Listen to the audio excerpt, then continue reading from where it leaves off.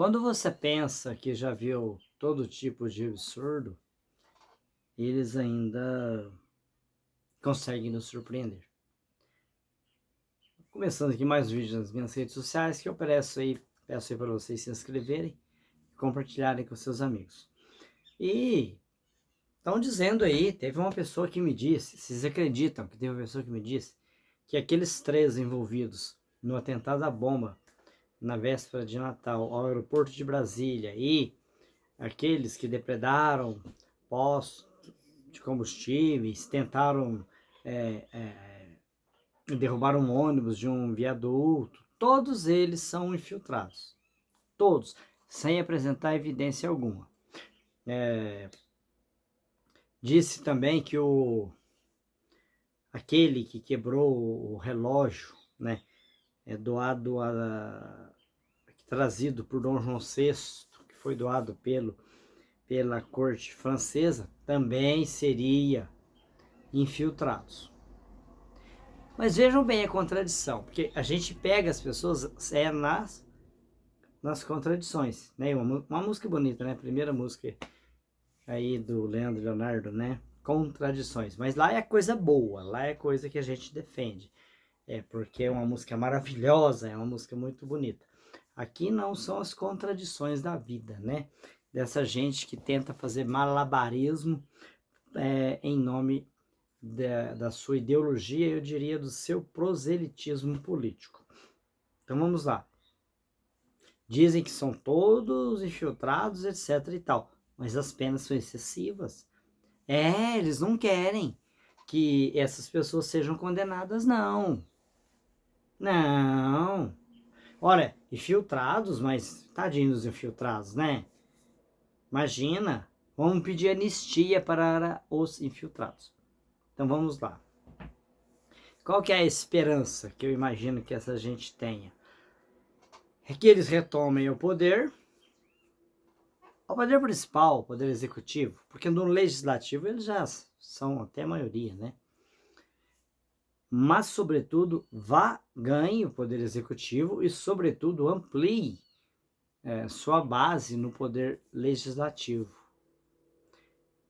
Daí, com isso, conseguiriam aí o que eles desejam, né? Que seria o quê? Uma anistia para todo mundo. Eu desconfio que seja por isso que eles estejam calados ainda, etc. Né?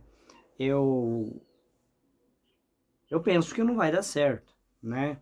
Porque se essa anistia for aprovada, ela tende a ser derrubada pelo STF.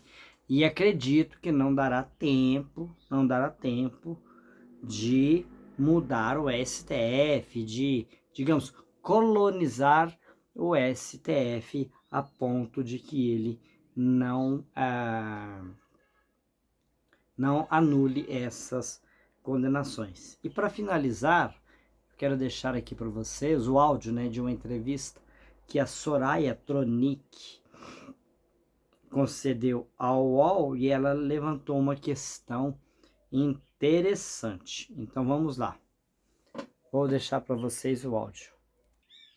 Não tem nada a ver com o caso de Pamela, tudo, mas até uma análise mais ampla sobre essas investigações e o andar das investigações a respeito do 8 de janeiro. A gente vê a participação de pessoas aí ligadas à política. Ela foi primeira-dama, mas não está diretamente na política atualmente. Mas essas denúncias vão aparecendo. Como é que a senhora analisa? Bom, eu tenho assistido aos depoimentos de pessoas que já foram condenadas e o sigilo já foi levantado. Tá aí para qualquer um ver. Eu percebo que até esse momento muita gente humilde, humilde financeiramente, humilde até mesmo na questão cultural, pessoas que não estudaram. E quando a gente chega na classe mais abastada dessa turma aí da invasão.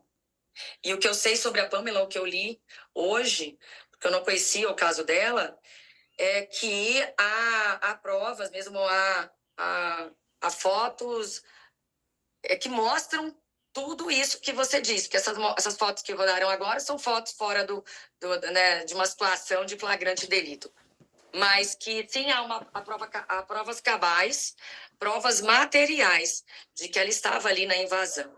Então, não vai ter choro nem vela, e assim tem que ser. Quem sabe, Fabiola, começar a chegar nas classes mais abastadas, ou às vezes não tão abastada, mas de que tem uma projeção, quem sabe alguém começa a se revoltar aí e começa a realmente dizer quem citou. Porque em todos esses depoimentos, eu já assisti mais de 100 depoimentos. O mais incrível e o que me choca, e aqui eu vou parabenizar o Vitor Panchorra. Eu não sei, é a única pessoa que está fazendo assim um compilado e está colocando de forma fácil, porque todo mundo pode acessar esses processos, mas não é simples, tem que aprender, tem que entender como é que acessa. Nós, advogados, acessamos, mas o Vitor faz um trabalho de mostrar. E dias atrás ele me entrevistou porque eu citei esse fato que me deixou bastante chocada. As defesas de advogados privados, não estou falando dos defensores públicos, advogados contratados por essas pessoas, de norte a sul, de leste a oeste do país, fazem a mesmíssima defesa. A mesma defesa. Quando chega na hora de falar assim, olha, se o presidente Bolsonaro tivesse falado para você, ó, vai para sua casa, nós perdemos, ou se ele tivesse entregado a faixa, porque aí você assume, né? Você iria, aí eles se esquivam e tudo que eles fizeram nada tem a ver. Eles fizeram simplesmente da cabeça deles. Eles poupam Jair Bolsonaro. Então, nós estamos aqui numa preocupação muito grande. Por quê? Porque os advogados contratados não são obrigados a dizer quem está pagando. Tá? É uma prerrogativa nossa dos advogados, mas isso é péssimo, porque isso nos preocupa, porque pode haver aí um conluio de advogados agindo contra os seus clientes. E uma condenação dessa é um atestado, é você deixar a pessoa morrer civil, é uma morte civil, é uma morte para uma pessoa passar 17 anos condenada. Então, é algo que nos preocupa também. Então, eu peço que vocês prestem atenção. Mas eu vou só citar, Fabiola, Thales e Josias, uma defesa que nós vimos quando o ministro Alexandre de Moraes pretendia permitir essas defesas orais, essas sustentações orais lá no STF. O primeiro dia, com 3 sustentações orais, a gente viu que os advogados esqueceram de cumprir a obrigação e foram mitar nas câmeras. Ou então foram fazer exatamente o que seus clientes estavam fazendo, xingar os julgadores. Eles, simplesmente, nos 15 minutos que tem para defender o seu cliente, que está na UTI, eles começaram a fazer, eles esqueceram dos clientes. Então, é isso que estão fazendo com os demais. É um alerta aqui para a OAB Nacional, para que esses parentes... Então, eu condeno absolutamente, vocês sabem, mas a defesa está muito estranha e, para mim, coloca aí uma outra ala, né? Que no dia 8 nós temos a ala de quem invadiu, a ala dos militares, a ala dos financiadores, a ala da cúpula dos autores intelectuais. E agora, será que não teremos a ala dos advogados, não? Uma organização com defesas que poderiam minimizar a pena, porque eles poderiam falar para o cliente, dizer o seguinte: olha, eu fui induzido em erro. Alguém me disse lá no acampamento para eu ficar tranquilo, que ia dar tudo certo, que o exército iria nos salvar. E nós temos relatos de depoimentos de policiais. O próprio José Eduardo Naime nos contou que tinha gente entrando dentro do ônibus naquele dia, uns chorando, outros gritando e outros calmos, dizendo, sabe o quê? uns para os outros lá. Fiquem tranquilos, o exército já vai levar, isso aqui é tudo encenação. Alguém estava dando esperança. Como está dando esperança até agora, para esse pessoal fugir, porque a narrativa do momento é que haverá uma anistia. E eles vão conseguir de toda forma uma anistia para todo mundo. Pode fugir para o Paraguai, pode fugir para a Argentina. Então, a defesa, gente, é idêntica. Tem que minimizar, tentar, para falar que foi induzido em erro. Mas ninguém tenta, viu? Pelo que a senhora sente no Congresso, essa anistia passa? Eu acho que vai ser igual esse PL aí do estupro. Eu acho que... Bom, então vamos lá. De repente, não. Se o governo Lula não acordar com a eleição das mesas.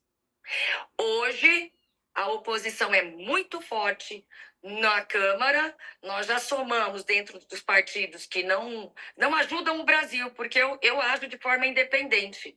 Mesmo com todos os problemas que eu tive com o Bolsonaro, as minhas votações, naquilo que era bom para o Brasil, eu sempre votei.